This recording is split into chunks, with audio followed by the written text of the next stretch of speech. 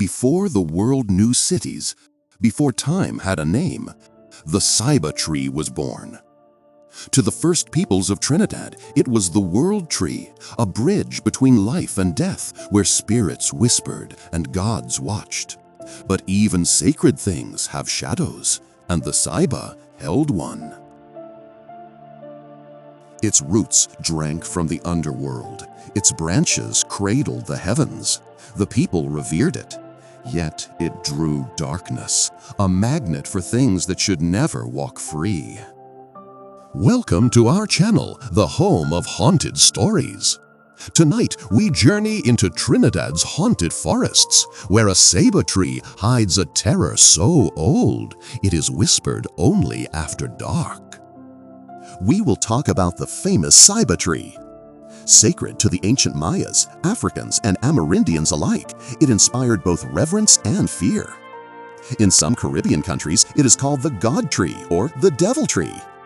In Guyana, it is the Jumbi tree, thought to hold a resident spirit or soul.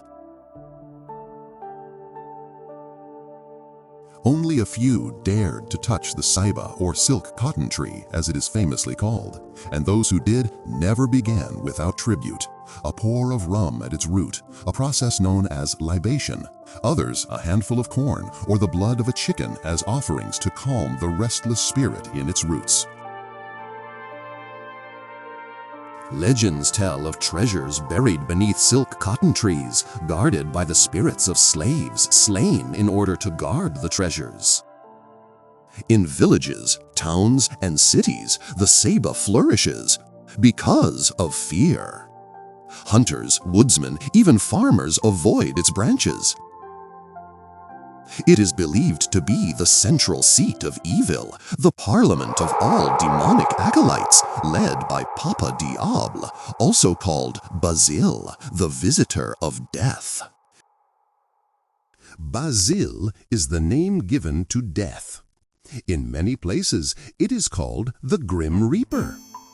St. Lucians say Jan men de sans toi, which means never two without three, because things come in threes, especially death.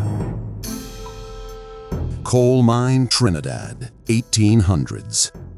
A small village at the edge of a cursed forest. The people feared one name, Bazil.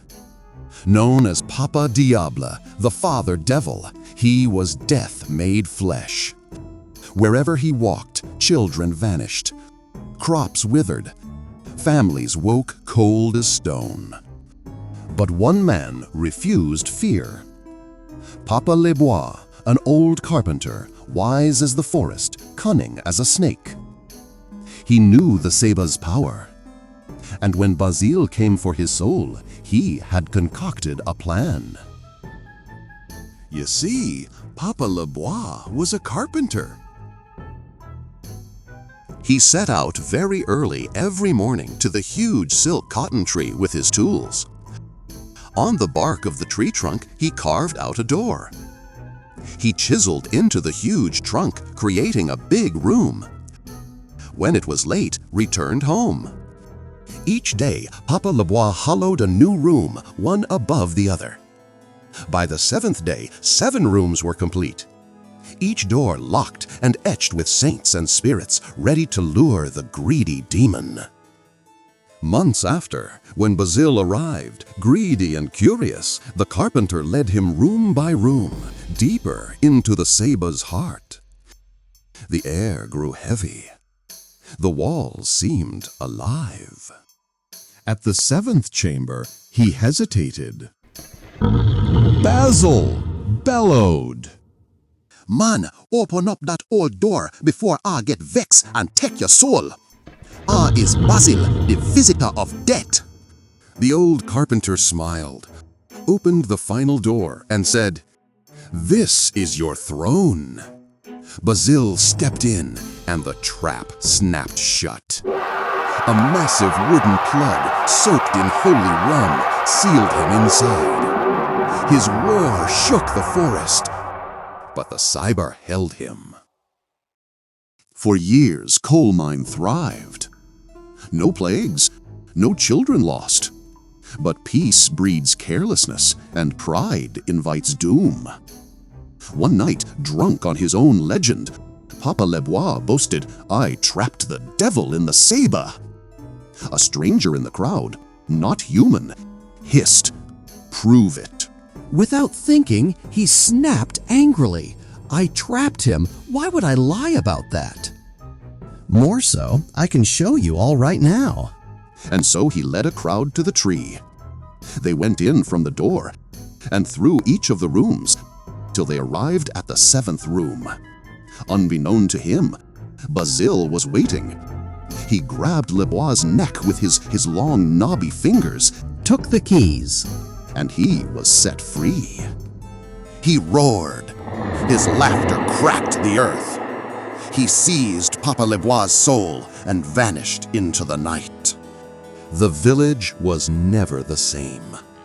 Bazil still roams, hiding in every Ceiba, waiting for the foolish. To this day, the Ceiba is feared. Hunters avoid its wood. Farmers steer clear of its shade. Eerie stories continue of encounters at the feared silk cotton tree. Know this, Bazil is still listening, watching, waiting. And if you see a tree with roots like bones, walk away. Bragging about outsmarting the devil, not a smart thing to do. What was Papa Lebois undoing? Pride?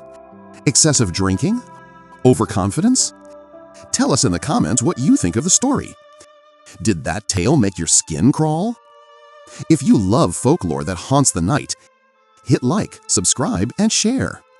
Would you dare stand under a Ceiba tree at midnight? Until next time, stay out of the shadows.